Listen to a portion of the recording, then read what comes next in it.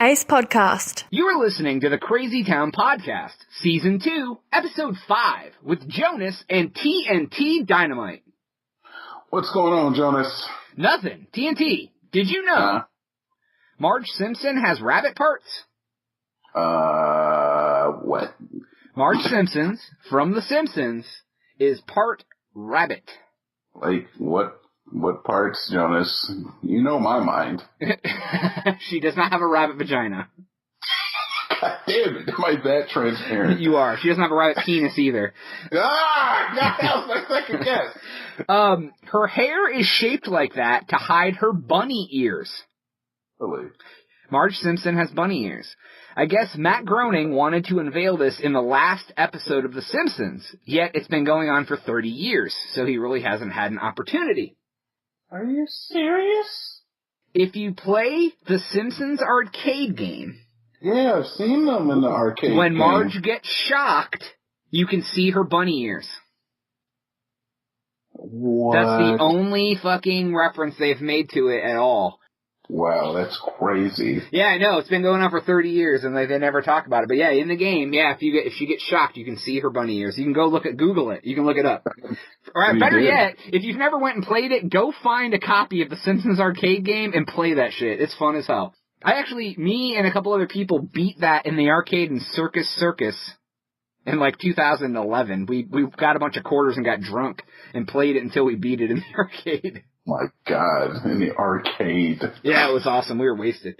But anyways, now that we've told you something that you probably will not believe until you go Google it, enjoy the show, everybody. Bunyan, take 3!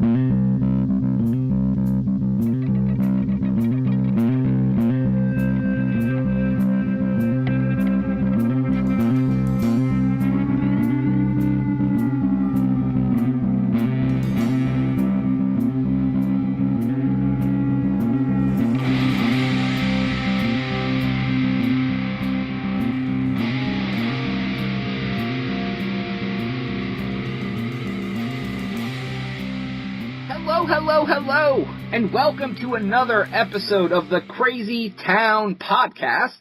I am your host, Jonas, and I'm here once again with my co-host, TNT Dynamite. Go ahead and say hello to everyone.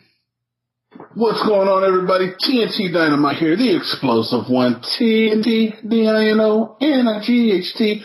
What's going on, Jonas? Oh, nothing. Just hanging out, again, podcasting. Cool. Thanking people for listening. By the way, thanks for listening. God, a lot of people who listen. I do, too. I would have their babies. Wow, you'd have a man baby? I mean, I guess. I'd have a woman baby, too. You should probably have a man baby, because he'd be the first man, and he'd be very wealthy. Oh, I get it. I see what you're saying. Yeah, like you like Arnold and twins, but real. That was Kindergarten Cop where he got pregnant. No, he taught kids. He didn't have a baby in that one. He has your favorite person in it, too, Danny DeVito. Yeah, little Danny. Anyways, thank you so much for listening. If you are not following us on Twitter, you better, at the Crazy Town Pod. If you don't, Aunt Sheila will not take you to the bar mitzvah. Aunt Sheila, please, I have to go. I know, I've been waiting all month for it. The cornucopia of continuous information about the show, thecrazytown.com. We have a wondrous show planned for you today. We have part 1 of an interview that we've already done with a international gold miner, chief of the village, slam dunk champion, Dr. Raymond Youngblood. It sounds unbelievable, but listen for yourselves. This guy is awesome. Like, we did this interview a little ways back. We had to break it into a couple parts. It's an amazing interview. I'm telling you, you may question what he's saying, but it's an awesome story. It's 100% legit. Yeah. We also very interesting stories. Oh, it is. It's very, very interesting, for sure. So we also have other crazy and weird news to talk about. We also are going to talk about the mystery of La Mancha Negra today. Oh, the Black La Mancha. The Black La Mancha, yes, indeed. But before we get into any of that, I do want to remind everybody to send in articles and emails and tweets and all of that to crazytownpodcast@gmail.com. And our rant and rave voicemail line, people call it when you're drunk. Tell us what you hate about us. Cuss us out. Do whatever you need. What's the number, TNT? Wait, it's tax one nip. I remember that part. Was it 867-5309? 867. No, what is it, dude? It's 512. I was right. Tax one nip. That's right. You hate taxes. You love nipples. Exactly. It's a good way to remember. For those who don't want to look up the numbers, it's 512-829-1647. We have an email from Edgar. A little bit of a touching email today. Edgar, he's from Dallas. He says, Jonas, I just wanted to write and tell you that after I saw some of your tweets you posted about listening to the show with Grandma, I actually have posted. That sounds like some shit you would do. I literally, I know you probably don't check, but I do actually put a lot of tweets about listening to the show with Grandma or whatever, so. Anyways, I digress. Edgar says, after you posted tweets about listening to the show with Grandma, I played the show for mine. She always has had a great sense of humor, and she actually enjoys your show. Last time I stopped over to her house, she asked me if there was, and I quote, any more of that crazy radio to listen to. Crazy radio. Yep, yeah. Hey, on Sirius XM. Grandma's in technology, dude, I'll tell you. He says, I thought it was hilarious. Thanks for giving me something to bond with my grandma over, even in a really weird sort of way. So, TNT, we appeal to grandmas as well, so it looks like you can use that in the streets. That's pretty... in the streets? What do you think? There's like this, grandmas lining the corners of my neighborhood, dude? Well, no, I mean, if you want to try to, get a sugar mama, you can, say, hey lady, I do a podcast. It's called Crazy Radio. Look, I wouldn't kick an elderly woman out of bed. I probably shouldn't say that. I probably shouldn't say that. Do you really listen with your grandma, though? Do you really? Do I? I personally do not, but Edgar does. No. Has your grandma ever heard the show? I don't think so, man. I don't think my grandma even knows I do it. No? No. Wow. Grandma'd probably be down. She'd probably be like, what is this?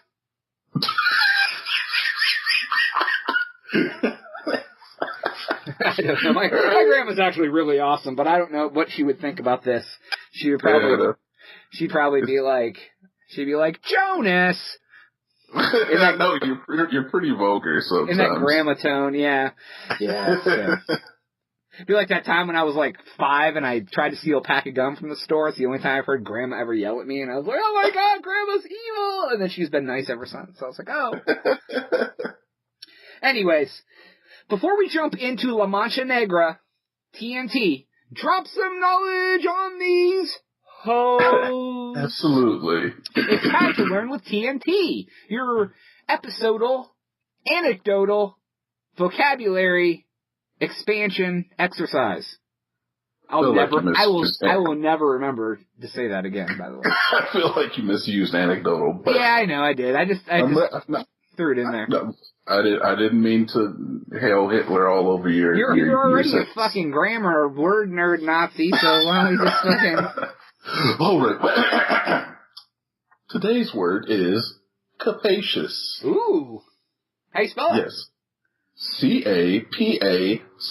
Capacious. Sound like a rap lyric almost. Capacious. Having a lot of space inside or roomy. Ooh. Can you use that in a sentence? Oh, you damn right I can. After a night out on the tone, the inside of Jonas's asshole was quite capacious. Oh, what's a night out on the tone, by the way? I said a night out on the tone, didn't I mispronounce that? No, you never would have done that. You're such a grammatically correct. If you're going to make jokes about my butt, I'm going to call you out on mispronouncing the goddamn words. That's not fair. Anyways, alright, thank you so much for dropping knowledge on us from the skies. Yeah. Alright, La Mancha Negra. It translates out to the black stain. Okay. So what this is, it's from Venezuela in Caracas Caracas, so I believe that's Caracas. Yeah, okay. It is a substance that began oozing from the road in Venezuela. It first started in 1986. So oil. Hold on. Don't quit trying to jump the gun, bro. I'm trying to... I'm sorry. You know, people at home are thinking it too. Come on. Yeah. All right. Well, that's what they're thinking. They can think anything they want. So this smudge, it showed up on the road, and it was 50 yards long. Black gold, Texas tea. Yeah, right. Like Jeb was like, oh my goodness, let's scrape it off and cash it in. Let's move away from there. Yeah.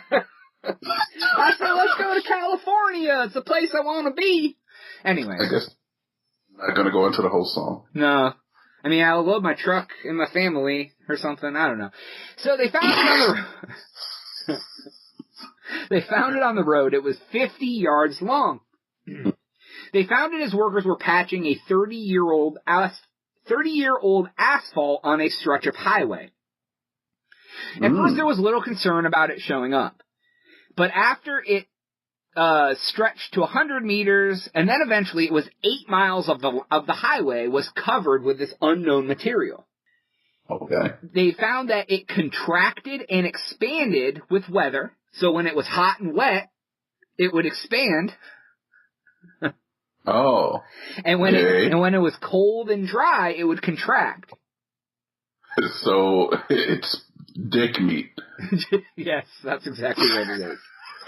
Composed of Surprise! dick meat. They found out the probe was growing penises. It's a giant foreskin. It's land foreskin. Oh, yuck. Alright, it had a gummy texture, but it made the roads unsafe, and it caused accidents. Actually, between 1986 and 1992, 1,800 deaths were caused by this black stain. God damn, dude. What the fuck? Why didn't they clean it up? So after that, the government stepped in and started trying to figure out what it was and trying to spend millions of dollars in the process to figure out what it is and how to clean it up. They even consulted other countries such as the U.S., Canada, and other countries in Europe. So in 1994, 8 years after it first showed up, they finally decided to try to clean it away. I don't know why they didn't try it till 8 years after it showed up. So they tried first to pressure wash it away. Did not work. It could not be pressure washed away. Then they tried to use a detergent, sort of soap-based thing on it to wash it away. That didn't work either. It would not clean up this substance. Really? Yes. Finally, they ended up taking limestone and crushed limestone up till basically it was almost like a dust and put that all over the stain. It actually did work for a while. It basically just dried it out.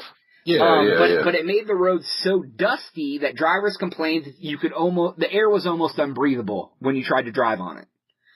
So, but in 1996, it came back due to lack of maintenance and a low amount of rainfall. What the hell? Yeah, so at this point, they've ended up bringing in special German cleaning equipment.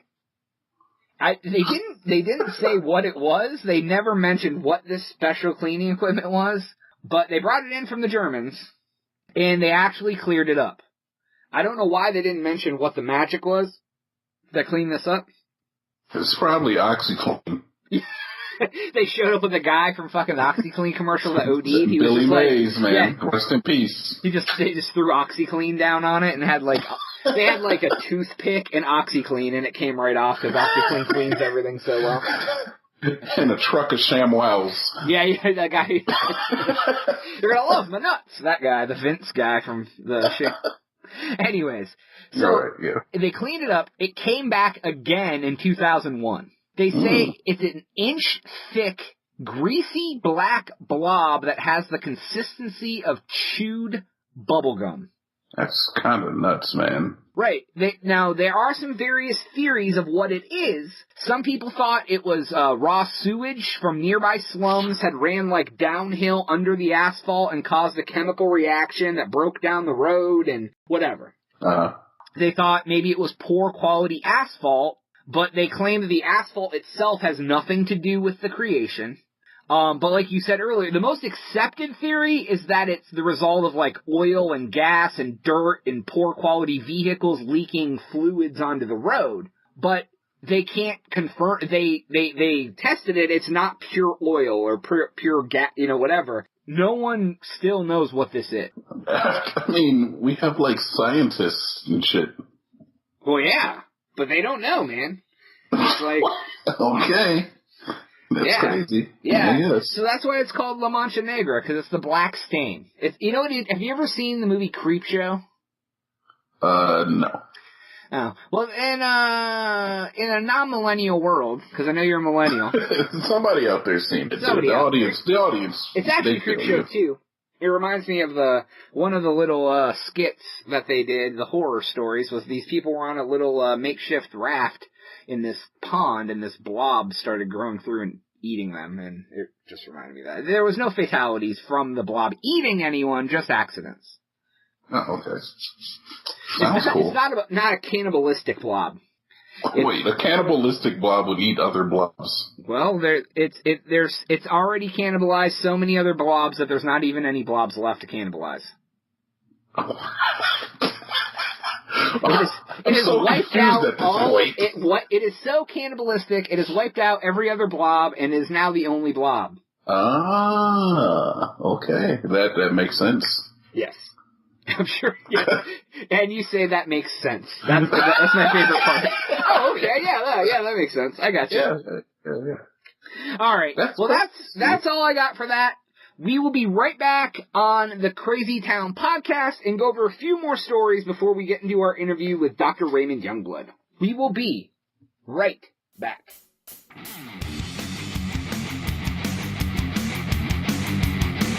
Where am I? Hey, this is Cade. And this is Jeff. From the Super PP Time podcast. And you're listening to the Crazy Town podcast. And if you were listening to a different podcast, how would you even be responding?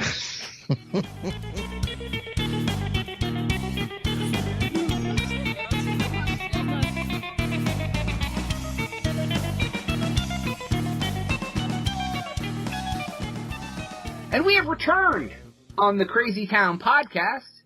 Jonas here with TNT Dynamite. Yeah, I'm here. Hey, TNT. Huh? Would you like to get $37,500 from the police?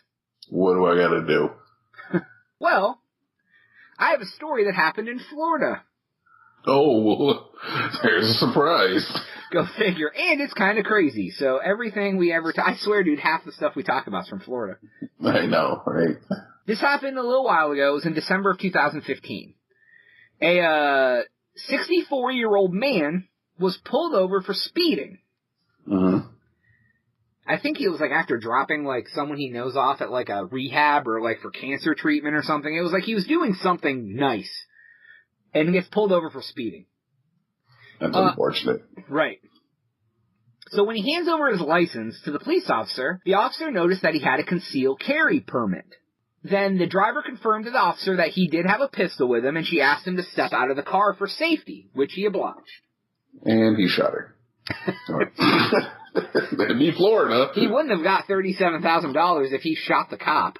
Oh, yeah. Man, always the violence with you. No, it's Florida. It's always either something with a penis or something with violence.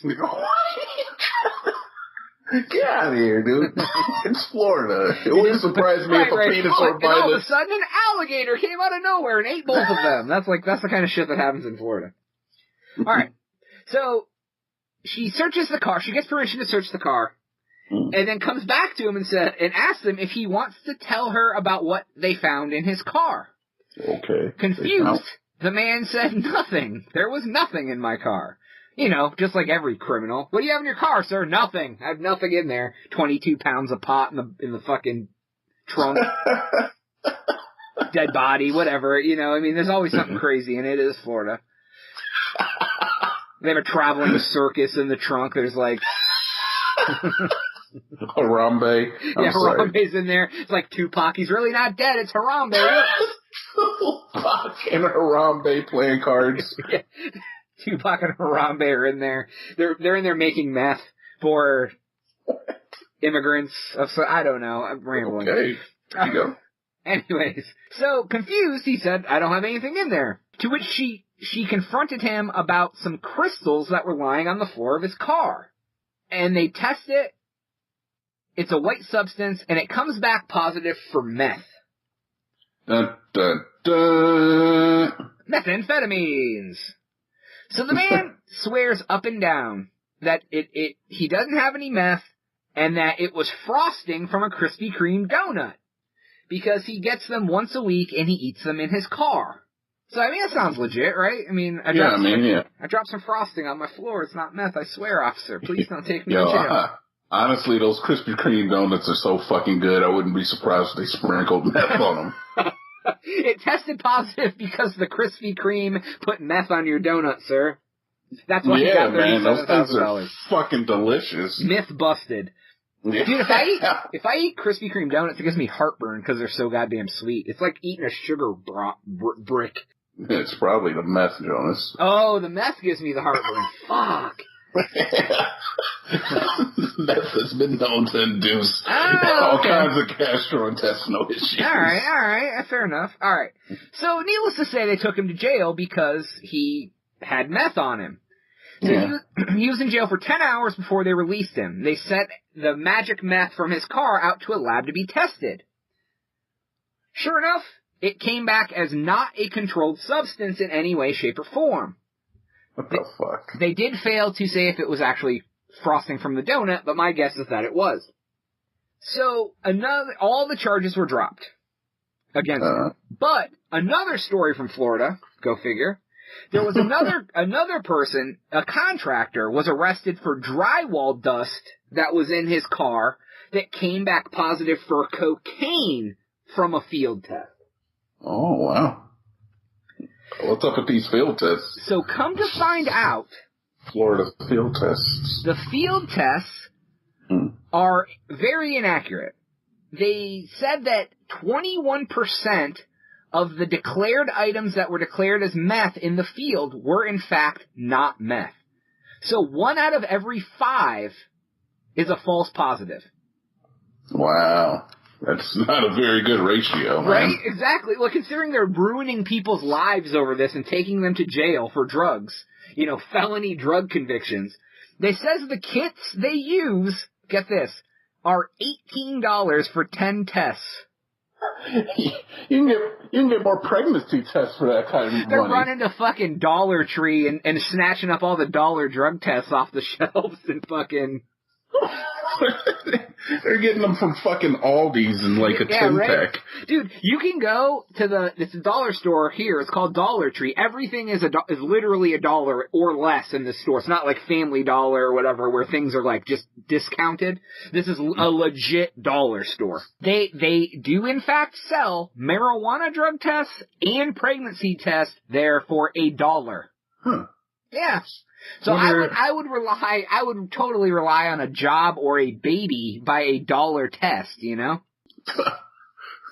I don't know, man. What? Florida. That's all I can say, dude. It's fucking Florida, of course. Well, right, yeah. They're locking people up because they're fucking cheap shit. Yeah, for sure. They don't care. I'm going to do something that has never been done before on the Crazy Town podcast. You're going to masturbate live on air? Oh, God, no. Okay, thank God. Do you want to hear... I'm concerned. I'm going to ask you what story we're going to do and what story we're going to push onto a future episode. Do you want to hear about someone winning $24 million, or do you want to hear about HBO saving a man's life? 2 positive stories. Jonas, you're going to totally start dating episodes if you do that. What? How am I going to date an episode? I can't take it out in a day. It's not going to give it up anyway. Oh, Jesus. Jonas, you don't need to physically date it. Oops. No, I mean, like, you're going to be like, I'm going to present this to you, and then people are going to be like, oh, I want to hear this, and then it's going to be like fucking February 2020 before they fucking hear it with the story they picked. They may not ever hear it again. I mean, it may just go right in the trash. It may be life or death for one of these stories. You're like the executioner in that movie. You're like your thumbs up and you're like wiggling it back and forth whether you want to go up or down with it. Well, don't you just ask me? I'll choose. I was asking you, dude. Oh, I thought you were asking the people at home. No, I just said I was going to ask you which one you want to hear. I thought you were talking to the fucking listeners. Dude, how would they get back to me about it? That's what my problem was. See, dude, this is very obfuscating. Obfuscate. Is that your next word for the next episode? No, because I can't pronounce it. I wanted to use it, but it's very obfuscating. Which one do you want to hear? That's the whole point. We never talk about positive stories, so I have 2 positive stories. Oh, that guy won $37,000 because he sued the cops. Anyways. Sorry, forgot to mention that part. I was wondering, but that's cool. All right, you're going to ask me. When you say you, I assume you're talking to the listeners, but you're talking to me. I like this that we're having a conversation for the first time ever on the show. Yeah, right? Let's go. All right, what's my choices? Oh my God, were you just not paying attention? No, you said one was the $24 million. What was the other choice? Or HBO saving a man's life. HBO, like the channel. Oh, jeez. Let's go with HBO because I'm tired of fucking hearing about other people winning money. Okay, sounds good. This is an old story. It actually happened in 2003, but I thought it was an awesome story. A man named Juan Catalan was arrested for the murder of a 16-year-old girl. What a piece of crap. Murdering kids. F you, Juan. I feel like you're trying to misdirect. They arrested him. They had a witness that placed him at the scene of this crime. Right. So that's why they arrested him in the first place. Oh, so he really did kill the kid, right? Did he? Dun, dun, dun. There was a witness who placed him at the scene, so they took him to jail. Okay. He claimed that he was innocent and that he had taken his daughter to go see a Dodgers game that day, the Los Angeles Dodgers. Oh, okay. He had a ticket stub from the game. He had his family statement saying that he was at the game, but since they had a witness in this crime, they were still moving forward with the case. Yeah. Yeah. His attorney tried to watch the game, like footage of the game from like ESPN or wherever the hell they played the game, and they found the section he was in, but they couldn't clearly make out him or his daughter in the crowd. Oh, so, wow. Come to find out, the attorney found out HBO was filming an episode of the show Curb Your Enthusiasm that day. I heard the story before. Did you? Yeah. So lo and behold, in the episode of Curb Your Enthusiasm, they can see the guy who was accused of murder in the corner of a frame eating a hot dog with his daughter. Yep.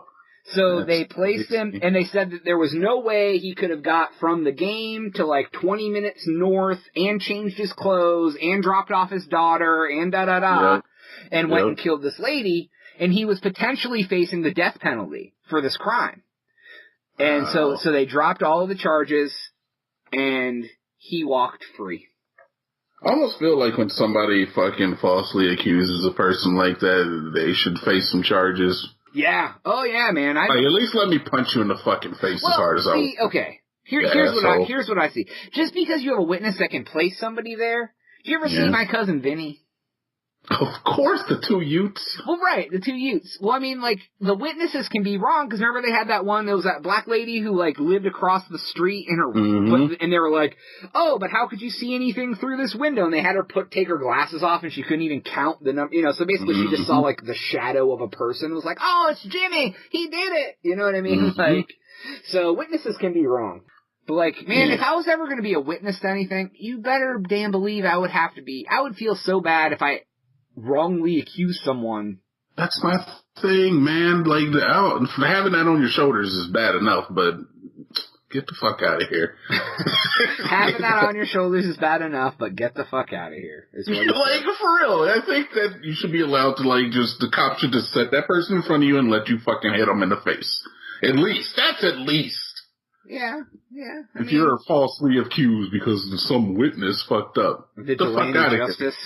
Almost got that man killed, dude. Well, yeah, or, raped or something, man. He would have been, he would have been in jail as a kid killer. He would have been, you know what I mean? Like, they don't get treated too, like, if you do anything criminally against kids, felons don't take too kindly to that. You know what I mean? Right. So, which I don't blame him, but, like, this man would have been innocent in there for killing a teenager. Oh my god, it would have been bad news for him. So, luckily, HBO was like, what up? I can't believe you heard the story before. I did. I heard it on, probably The Breakfast Club for the first time. Oh, nice. Yeah, well, we're a little late to the party. Yeah, it was Curb Your Enthusiasm. I hear it's a really good show, too. You ever watch it? I have watched maybe an episode or two, but I don't have HBO, so. Anyways, that's really it. TNT chose the path of the podcast. It is forever changed now, and you may never hear the story of the $24 million lotto winner. Dun, dun, dun. It has disappeared into the ether. It has disappeared. You want to hear something? What? No! I crumpled it up. It's gone forever. Or did I? Was that the story I just read, or was that the other story? You'll never know. It's a mystery. Anyway. God forbid you uncrumple it. Quit giving away my secrets, Dynamite. Anyways, everyone, we'll be right back, and we're going to have part 1 of the interview with Dr. Raymond Youngblood. This first part of the interview, I believe he discussed is being the chief. I'm telling you, you may not believe it when you hear it, but it is true. It is an awesome story. Yeah, he's the chief of something, man. It's fucking unbelievably believable. Right, exactly. It's so awesome. So we'll be right back with that on the Crazy Town Podcast. Hey everyone, it's Eric from Cross River University. You're listening to the Crazy Town Podcast on Ace Podcast Network.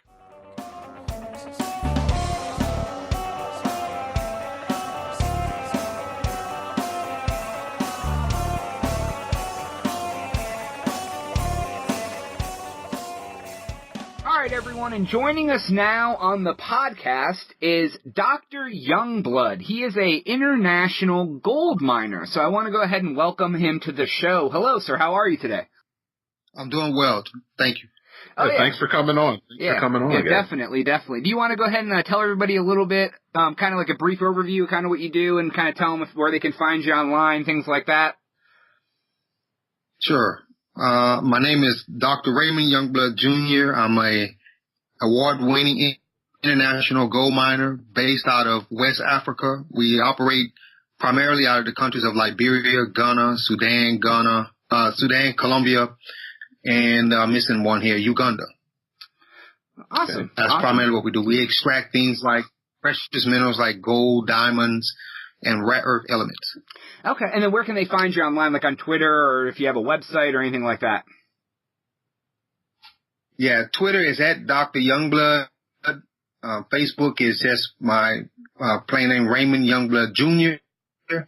And website is www.youngbloodindustries.com. And what else I have here? Pretty much you can find me at Dr. Raymond Youngblood Jr. pretty much anything online. Okay, awesome. So, I guess the first question I had for you, I saw in your Twitter bio, like where you give a little brief description of yourself, it says Paramount Chief, and in parentheses it says King. I'm not sure what, can you explain what that is a little bit for people? Yes. Okay, in Africa, or most countries outside of North America or Western world, the reference to a Paramount Chief is identical to what we refer to here in the U.S. as a king. In February of 2012, I was bestowed as a Paramount Chief. And what a Paramount Chief basically is a person almost like in some instances, like a president over a traditional group of people, a traditional leader who resides over a certain group of people. And my chiefdom, which is normally referred to in the Western world as a kingdom, But in my chiefdom, there's about 280,000 people. Land mass wise is probably roughly around 800,000 acres. So 280,000 people will be referred to as my villagers, people that I reside over. Is that a monarchy? Yes. It's similar. It's similar to a monarchy, but you know, way back when the British and the Spanish and the Portuguese and all those colonized Africa, Spain already had a king, Britain already had a king.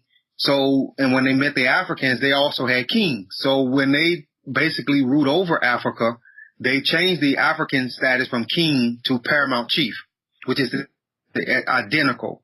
So you would identify a paramount chief as the same as a king. But in the Western world, we normally don't use paramount chief except with the native Indians.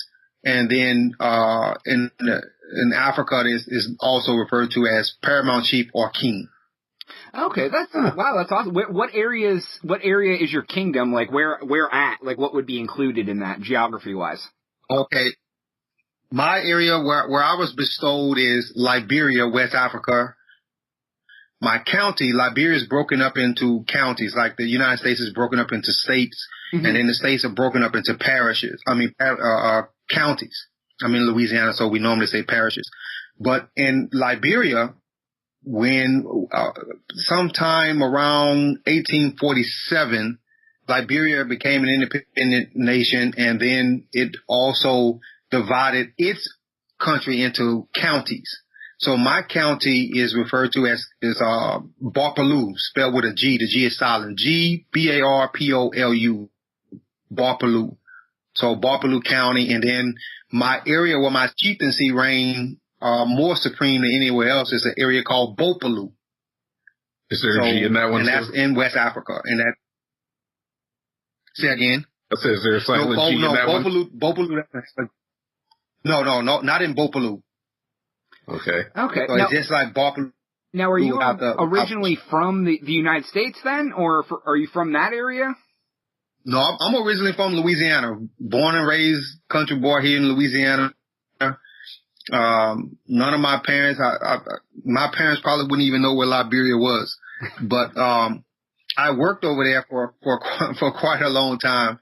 And there is, let me give you this little bit of history because this can also help people understand, because me being an American and being a paramount chief in Africa can kind of confuse people, because it's not common for an outsider to actually be bestowed. To get an honorary title, they do it all the time, but to actually be bestowed is quite a remarkable thing that I am starting to kind of start to appreciate. What happened is when you go to an area and you serve the people, as what they can say, there's three ways a chief is bestowed or a chief is crowned.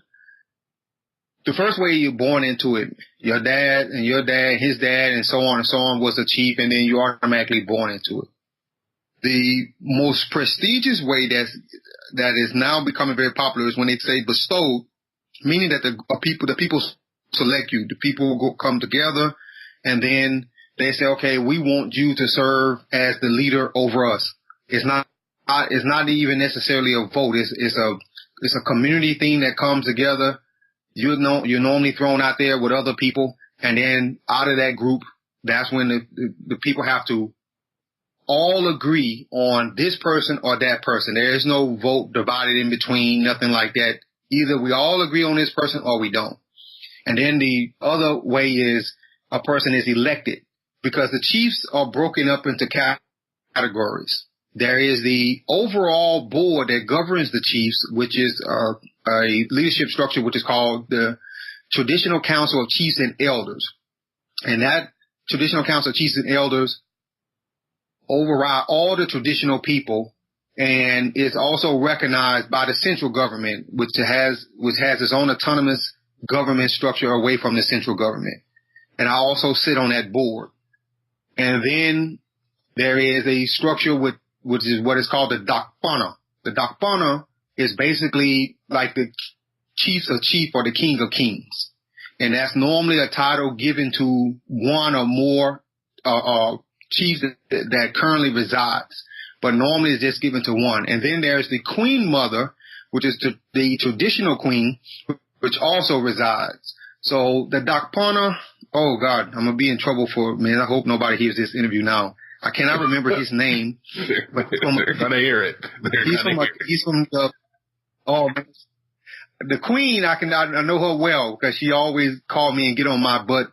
And sorry, fellas, I just realized something. You probably won't hear me cuss from this point forward because I've also told the audience and recognized as a paramount chief, and it goes against all my principles for me to use foul language, not for me to hear it, but for me to use it. So, the Queen is Julie Indy, or also known as Ambassador Julie Indy. She's based out of Liberia, West Africa. And then the chiefs come down in order: paramount chief, clan chief, town chief, sub-chief, village chief, and then the elders. Normally there's women leaders and youth leaders and so on and so forth. So over my reign, man, there's a lot of chiefs. What are you in charge of?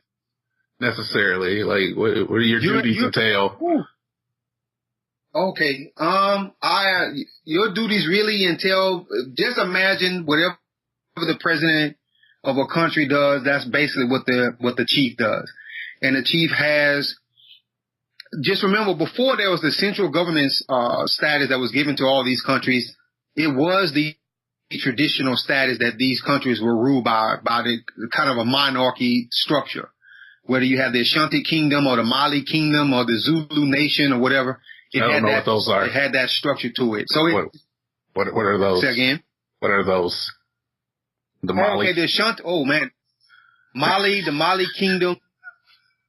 You know, way back when. Give you a little bit of history lesson here. That's what governed Africa. Those were the most powerful nations in the world, or the most powerful sections of the world. The Ashanti. You know Zulu. Yeah, if I say the name Shaka Zulu, that name will ring a bell, right? Yeah, I've heard of the Zulu Nation before. Oh, okay. Well, these were just basically like the Egyptians. Let me just go a little bit more like the Egyptians. These were nations that were just in power, and so that same structure that governed that whole thing that you can see is exactly what it was. So balance a paramount chief with a president, or if you want to give a little bit of smaller title to it, just say the paramount chief is the same as the governor, or, you know, some of the leaders within the traditional leadership can be like the Senate, can be like the House of Representatives, the elders, you know, reign where there's a group of people who takes care of this, and then there's the ministers or the department heads, and every chieftaincy has that. So, you know, I have somebody that's over security. I have somebody that's over education. I have somebody that's over health. I have somebody that's over the youth and sports. I have somebody that, you know, it keeps going and keeps going. Now, these areas, are they very developed, or are they more like small villages, or is it, you know, like a normal size, you know, city with buildings and, you know, infrastructure and all that, or is it more like tribal and, you know, smaller scale sort of thing? Yes. Okay. And 90% of them will probably be way back when, though, they were fully developed. They had an entire structure, engineering, cities, buildings, all that. And then war and time, they've been reduced basically down to kind of a village structure. Like in my case, we have a city. I mean, you know, you have streets, you have lights, you have generators that power this stuff. You have buildings, 1 story, 2 story. You have that. Now, when you're talking about really developed, it will have to be a paramount chief like the one in Ghana, the country of Ghana in West Africa. And Ghana has an area near a city called Kumasi, which is governed by what is called, for example, in Liberia, the chief is called the Dakpana. But in Ghana, they're called the Ahenti or the Ashanti. So from the Ashanti nation, and that king that governs them, I mean, he has a entire city with skyscrapers and you know, and everything, you know, so, but in the most part, it's just basically a village life. And then people like myself, when we are bestowed, we're expected to change all that. We're expected to modernize and bring, you know, certain development to the village and certain, structure and, you know, that kind of thing, to modernize it, to take it back to the kind of life they once had, where they had this kind of. How'd you do at that? I said, how'd you do at that? Did you bring them to the 21st century? Well, I was just in the relative terms of the chief. I was just bestowed. It hasn't been that long. So I'm working on it. And just recently. My biggest plight has been, 2012, 2013. Okay. So I haven't been a chief that long. Mm-hmm. Now, is this something you do remotely from Louisiana, or like how do you split your time as far as all that goes? Yeah, it's hard, man. It's hard. For the most part, I spend a great deal of time in Africa, Liberia, and I'll be spending a lot more time between Colombia, South America, and West Africa. And then I'll be spending probably about 1/10 of my time in East Africa. We have a project that's being developed over there between Uganda and Sudan. But it's not easy. It's not easy. You have a lot of problems in the villages. For example, as a chief, I'm responsible for being over everything from a dispute between two farmers over a chicken and a guinea fowl and an ear of corn to murder and rape. I mean, you have all these things that as a chief, you're responsible for keeping the law and order, development, and probably my three biggest problems that we're facing now is political corruption. That's one of our biggest things, because the cities and the towns where most of the politicians live now, in the urban areas, where you can have, I mean, you literally have some places in Africa that's just as developed as Chicago or New York. I mean, they have skyscrapers, they have streets. You have guys riding around in Bugattis and Mercedes Benzes and have private jets. And then you have the complete opposite of that, look like a Tarzan movie, about 10 miles outside the city. So for me, corruption is one of my biggest plights that I'm having to deal with. Another big problem that I'm having is that I will put to the top three is education and youth development, especially when it comes to young girls and making sure they have what they need. And then the third biggest problem would be development, would be modernizing, would be creating jobs, streets and buildings and modernized hospitals and, this kind of thing. So you literally have people in the bush right now that's doing surgery by candlelight, literally. Oh, wow. And I know this for a fact because I've held the candle before while somebody did surgery. Wow. Now, you spoke about the women needing development. Now, in the U.S., women's rights have come a long way from, in the last 100 years. They went from not even being able to vote to like now they're, they get their equal pay, everything like that. Is it like that in Africa, or are the women held to a lesser standard still? So that's why you're fighting to get them education and in a place where they can, help the community more, or is it pretty much evened out like it is here? Well, it is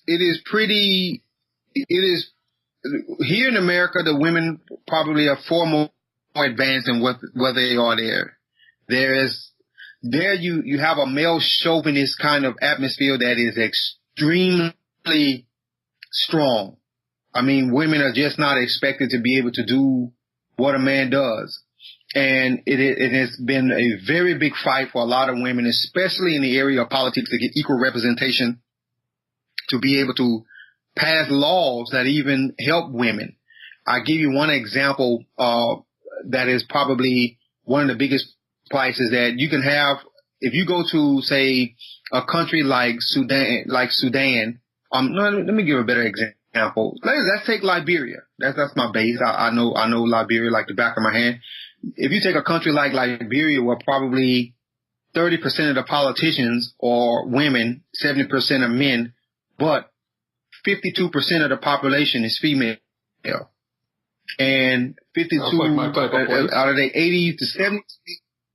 Say again? It sounds like my type of place. 52% female. I tell you what, not to get off the subject a little bit, but I tell you what, once you get a hold of some of them Liberian girls, you're not going to want to come back. I can tell you that. They are extremely beautiful. You're not allowed to talk like that, man. I'm allowed to talk like that, man. I'm allowed. I'm just not allowed to use profanity while explaining it. Oh, okay. All right, that makes sense. But We can talk about Liberia. Everybody, yeah, go ahead, T. I hear you. I said we can talk more about Liberian women after the show if you want. You can give me a couple phone numbers. Yeah. Yeah, so that's one of the biggest plights is women in politics, young girls, jobs, just the guys having the understanding and belief that the women can do it. And, it has been a struggle. It has been a real big struggle. I feel bad for a lot of women there, mainly because of that male chauvinist kind of atmosphere. It's slowly changing, but, we still have a long way to go. And Liberia has the very first elected female president in African history. Oh, awesome. And on the whole continent. So, yeah, so that's a big They're ahead of us. And then, yeah, very much so. We did a story on the podcast last season of a woman who she pretended to be a man so she could go mine in Tanzania because they wouldn't even allow women in the mine. So she pretended to be a man to even be able to get the job because she was fleeing her home area. And so I know when you speak how the women are kind of held back, it's chauvinistic. They don't even assume they can do the job. That popped in my head because we had talked about that previously. Okay, and maybe for her, there's a couple of ways women are not allowed on the mining site. There's a lot of women that are mining because even in my early days when I was out there with the pickaxe and the shovel before we grew into a bit of a modernized mining operation, women wasn't allowed on a mining site because it feared of kind of like a, how can I say, like a witchcraft, kind of like a juju, hoodoo, voodoo kind of. Oh, like they were bad luck. Like having a woman on the site would be bad luck for the site? Yeah. Yeah, it would be very much bad luck on the site because that's not the kind of work that they believe women should be doing. And it's very physical intensive. The other reason for that, too, is that there's a very big the Africans have not settled well with any form of lesbianism or homosexuality or women in the men world don't mix. Yeah. So yeah. But on my mining site you have women, mainly because I'm the boss, but in some mining sites I've showed up with female staff, and the female staff when I pull up on the mining site, the female staff can't even get out the vehicle. They're not even allowed. And these are mining sites that I actually own.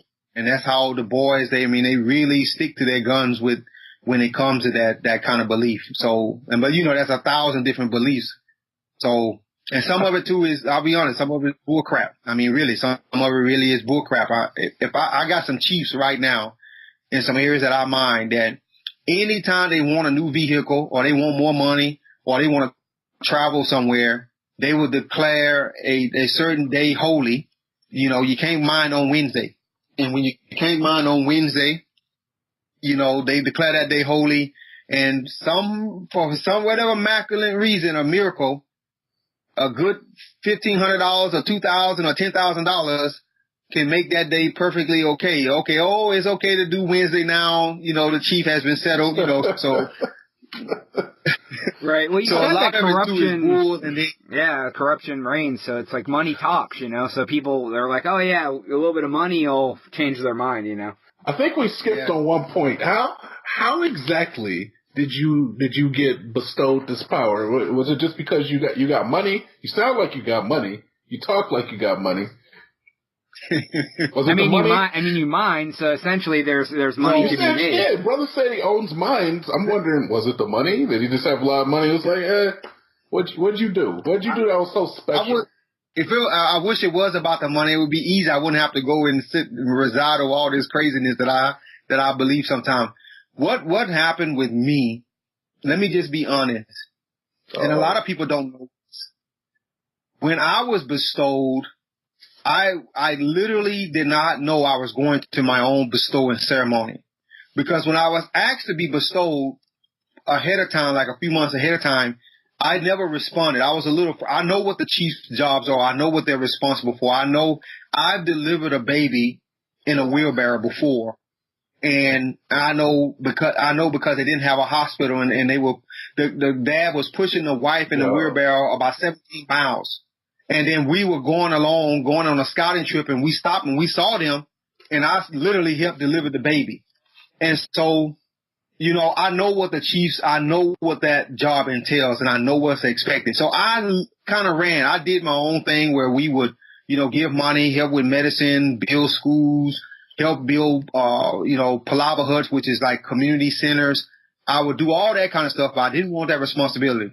So one day, and my wife is actually from Liberia. I normally don't talk about my family. It's a little dangerous part to it, but I normally don't. But she's also a politician there. Mm-hmm. She said, Raymond, I want you to go to the ceremony with me. And I said, well, no, I don't feel like it today. I said, cause in Africa on Saturday, every Saturday, you either going to a wedding or a funeral. I'm not joking with that. Sometimes I can attend 4 in a day. There are 2 funerals and 2 weddings in the same day. And with her being a politician, it's always some type of event we got to go to. So I said, I don't feel like it. So I know something wasn't right when she asked. When I finally agreed to go after she harassed the heck out of me. When I finally agreed to go, then I had on some clothes, and she said, no, you can't wear that. I said, why not? You said it's not that big of a deal. I don't feel like changing. No, I want you to put on this shirt and this. I said, whoa, something ain't right. But anyway, I changed, and we ended up going to a ceremony. And when we were sitting in the second row, I remember sitting on the row. I remember seeing some other dignitaries there. And I remember thinking to myself, I said, damn, this is kind of for a small event. There's a lot of people here. So didn't think none of it. The queen came out. She greeted me. I know the queen very well. She came out. She greeted me and so on. And the 2 people that were sitting next to me, I noticed that they got also bestowed. And these were guys. One of them were running for president of the country. He's running for president now. And another one was a very big, some kind of guy who owns some distillery in Great Britain or somewhere, or in England somewhere. And and both of those guys were from Liberia, and they went out and they made real big names for themselves. And then just recently, just to make a long story short, I had just did a lot of development in one of the buildings. I built a lot of houses, and not necessarily houses like what we do here. We normally use nature things, like we use the mud, and then we plaster the wall of the mud with concrete. And so these houses, I mean, you'll be surprised what you can do with it. And then I'm sitting there, and then I saw the 2 chiefs go up and crown the first guy. About 15 minutes later, the second guy gets crowned with 2 chiefs. And then I see 7 chiefs standing up, and the first thing hit my mind was, man, whoever the hell this is about to be, somebody about to really be crowned, because they normally don't use that many chiefs for this type of crown. It normally takes 1 or 2 chiefs to crown you. When I saw the 7th chief, and then I heard the name Jolly Long. When I heard the name Jolly Long was a very powerful chief, even during the reigns of Charles Taylor. I don't know if y'all remember during the Liberian Civil War, Charles Taylor with the blood diamonds and I saw that movie. Leonardo DiCaprio. Yeah, all this is the real movie that's based on had a lot to do with Liberia was a movie with Nicolas Cage. And he was a gun runner. I can't remember the name of the movie. Lord of War? Ghost Rider. Lord of War. Okay. Yeah, with Nicolas Cage. That movie depicts Charles Taylor. Okay. And so I'm sitting there, and all of a sudden, I see every seat around me get empty. Man, my stomach started to turn. I knew what was up when I saw that. And then when I saw the queen come out, do her traditional dance, and then I seen all the dancers come out, and I was like, oh, God, I've been bamboozled, hoodwinked. Why didn't you just say no, man? Why didn't you just say, look, when the people choose you, man, you can't say no, and that sounds horrible, because when Trump did right now, it doesn't sound good, but they finessed you, man. You got finesse. Yeah, that's honestly how I got bestowed. And I literally, to be honest with you, for about 7 or 8 months, I took it to be an honorary thing, and I'll never forget one time I was somewhere, and there's a group of women, as I was walking through, they all started bowing down, getting on their knees. And when the chief walks in, and got to basically touch the back of their shoulder or their shoulder to, to let everybody know it's okay to stand and rise before royalty or whatever. And I remember telling the lady, I said, "Oh, you don't got to do that." And the queen overheard me say that. And she grabbed me by my arm and she took me to the side. She said, "What are you doing?" I said, "Oh, I was just letting it." She said, "Hey, Raymond, let me tell you something." She said, "I don't know. I've been watching you the last few months, and I've noticed that when we do events and you show up, you're not showing up in your traditional dress. You're not showing up behaving like a chief, so on." And she gave me this whole thing. She said, "Let me tell you something. These people chose you to lead them out of poverty. They chose you to make their life better." She said, "You may be looking at it like a headache, but they looking at you like God sent." And she said, "This ain't no honorary title you have. That ceremony bestowed you as an authentic paramount chief over these people. So either you're gonna," and she said, "until the day you die, that's your responsibility." She said, "You didn't choose it, it chose you." Oh, man, wow. Every time I talk about that, and that's how it happened. And then I remember going back through the whole thing in my head when she was talking about, well, this guy did this, and she was naming off, and it's only when she started really naming off all the things, I never thought people paid attention to some of that stuff that I was doing. We build, okay, we go to a village, we're going to mine an area, we do some exploration, we do a little scouting, and okay, to build a mud house costs about $1,500, and you can build like a 3-bedroom mud house, a really nice sized mud house. Then to plaster it with concrete takes another $1,500. So about $300 to $3,500, you literally got a 1,500 square foot house with roof, everything.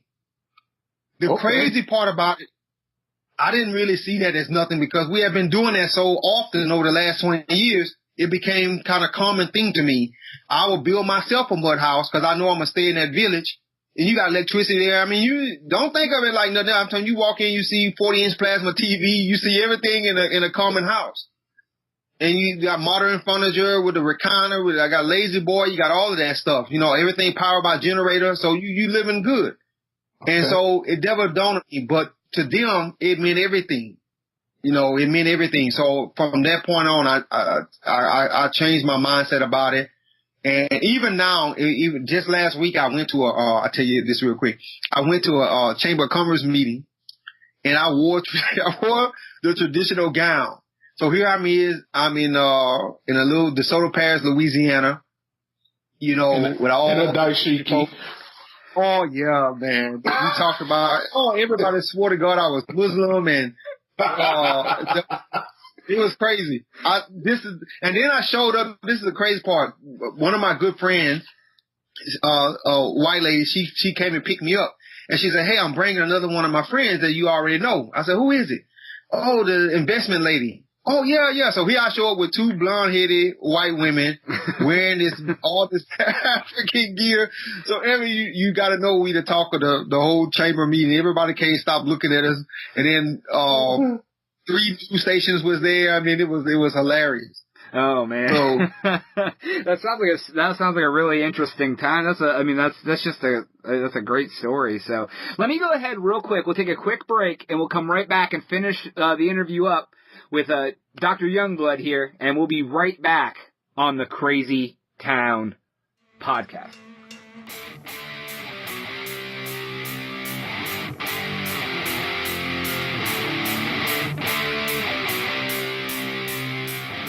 And we are back on the Crazy Town podcast. TNT, the first part of that interview with Dr. Youngblood. Doc. Dude, I'm sure that the audience could hear skepticism in my voice. Yeah, I believe the first part of the interview, the first section, is where you were the most skeptical. You start coming around in the second part. Yeah. So I'm telling you, this guy's fucking legit. I was doing research. I know you were. You were researching it up. It's too much truth in this. It's an awesome story, though, dude. It's so cool. I love the part about being tricked. We've all been tricked, Jonas. into the chiefdom. You know what I mean? We've all been tricked, but you're not gonna trick me into fucking coming to work. Right. So, anyways, that is all the time that we have today. Thank you for listening. We do appreciate it. TNT, you want to tell everybody anything and pimp your stuff that doesn't exist or whatever? Absolutely. TNT Dynamite, new content every day on fucking YouTube. You can find me there at tntdynamite.ucon college. UConn? Are we watching Above the Rim? Maybe. All right. Maybe. Also, TNT Dynamite on Twitter. I think I got like about 12, 13 followers now, so I'm kind of like a big deal. Basically, fucking Jay-Z. Almost. In fact, Beyonce asked me out. I declined because I had the podcast and the people who listen to fucking attend to. You people matter to me more than my date with Beyonce. Just know that. That's amazing. Well, once again, please give us some feedback. iTunes reviews are great. Send us an email. Tell us how much you hate us. Follow us on Twitter at the Crazy Town Pod. Uncle Johnny will come over and steal your favorite sweater if you do not by the end of this episode. Uncle Johnny, not my favorite sweater. Second favorite be okay with me. So, the continuous cornucopia of...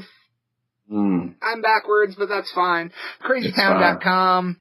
But that is all the time we have. SoundCloud.com. CrazyTown Podcast. For TNT Dynamite. And for Jonas. We are out.